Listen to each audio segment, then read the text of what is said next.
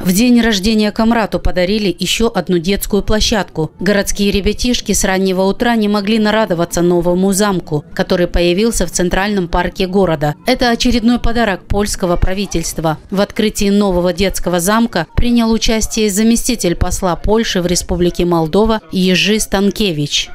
Я очень рад, что могу быть здесь в этот торжественный день.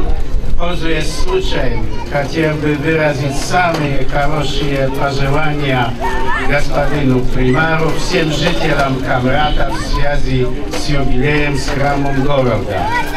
И надеюсь, что этот проект не является последним, который мы вместе делаем. Спасибо вам большое, дорогие жители Камрата. Примар муниципия Камрат Николай Дудогла поблагодарил польское правительство за сказочный подарок маленьким жителям нашего города и отметил, что неожиданное предложение о совместном проекте с Польшей его очень порадовало. В делегации президента страны Молдова были в Польше, встречались с президентом Польши, премьер-министром Польши.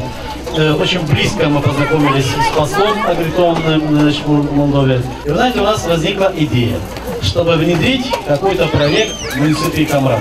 Я даже не ожидал, я думал, что это будет на следующий год, но была полностью поддержка с польского посольства.